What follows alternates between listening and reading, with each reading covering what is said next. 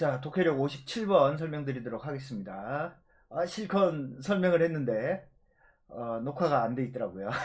녹화 버튼 안 눌려서 다시 찍습니다. 양적 연구에 대한 이야기죠. 양적 연구. 양적 연구라고 하는 건 뭐냐면 기본 전제가 연구하는 대상이 연구자와 별도로 분리되어 객관적으로 관찰할 수 있다라고 봐요. 그러니까 연구자가 있으면 어떤 현상을 딱 보면은 나의 주관이 완전히 배제된 상태로 객관적으로 어떤 대상을 명확하게 인지할 수 있다라고 가정을 하고, 그래서 어떻게 한다? 공식적이고 객관적이고 체계적으로 어떤 현상이나 사건이나 어떤 심리나 이것들을 관찰할 수 있다, 객관화할 수 있다라고 보는 겁니다. 그래서 모든 것들을 양적으로 수치로 환원할 수 있는 어떤 방법을 개발하는 거예요. 그래서 이 양적 연구는 관찰자가 객관적 위치에 있으니까 어때? 가치 중립적인 연구가 가능하다라고 주장을 하는 거죠. 그래서 대표적인 예를 듭니다. 어떤 예를 드냐? 동정심에 대한 연구를 하는 거야. 동정심에 대한 연구. 어떻게 해요? 동정심이라고 하는 것이 사람들이 사정을 잘 알아서 제일처럼 안타까워하는 마음이라고 이렇게 정의되는데, 이걸 가지고 동정심 연구를 할 수 있어요? 못하잖아. 그러니까 이거를 관찰자가, 연구자가 어떻게 해요? 동정심에 대한 연구를 하고 싶다라고 하면 관찰 가능한 것으로 바꿔줘야 되잖아요. 그래서 어떻게 바꿔요? 이거를 사람들이 지하도에서 거짓 소년에게 돈을 주는 행위로 바꾸는 거야. 그래서 거짓 소년에게 돈을 주면 동정심이 있는 사람, 돈을 주지 않으면 동정심이 없는 사람으로 바꾸는 거죠. 이런 방식을 통해서 어떻게 해요? 동정심을 관찰 가능한 것으로 바꿉니다. 자, 이걸 뭐라고 부르냐면 조작적 정의라고 불러요. 이런 조작적 정의를 통해서 어떻게 해요? 사태를 공식적이고 객관적이고 체계적인 것으로 바꾸죠.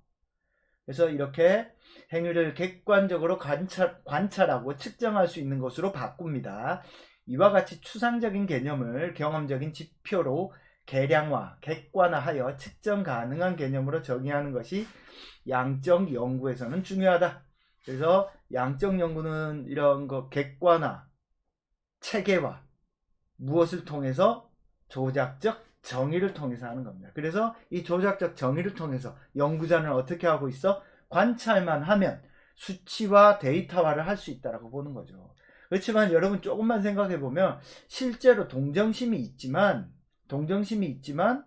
아니 주머니에 돈이 없어서 동전을 주지 않을 수도 있고, 동정심이 하나도 없는데 진짜 잔돈이 너무 많아, 그냥 얼마 되지도 않는. 그래서 돈을 줄 수도 있잖아요.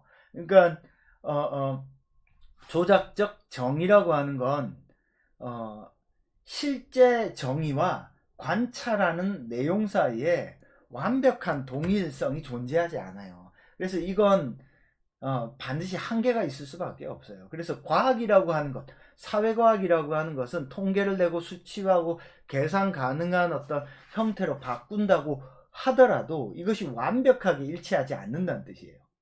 이걸 잘 이해를 하셔야 됩니다. 그래서 여러분들이 이제 과학적 탐구를 한다라고 하는 건 뭐냐면, 과학이 관찰을 통해서 세상을 객관하고 수치화하고 이해 가능한 것으로 바꾸는 것, 엄청나게 중요하죠. 그렇지만 우리는 동시에 그것으로는 정확히 표현되지 않는 미지의 영역이 동시에 있다라는 것을 반드시 우리는 알고 있어야 돼. 그래서 과학의 어떤 가능성과 과학의 한계를 정확히 알고 있어야 이 과학이라는 어떤 위대한 학문을 잘 사용할 수 있죠. 그래서 과학이 해결하지 못하는 것은 여전히 많이 남아 있습니다. 이런 어떤 과학의 조작적 정의를 잘하는 나라가 어디예요? 영국, 영미죠. 영국, 미국. 영국, 미국의 경제학, 심지어는 철학도 이런 조작적 정의를 통해서 어떤 하려고 하는 경향이 영국, 미국은 좀 있죠. 그래서 예를 들어서 가상 실험이죠. 셀던의 정의란 무엇인가 읽어보면 그런 가상 정의들을 통해서 이렇게 누군가를 돕는다는 것이 도대체 어떤 상황에서 어떻게 가능한가를 조작적 정의를 통해서 탐구를 하죠. 근데 그런 건 이제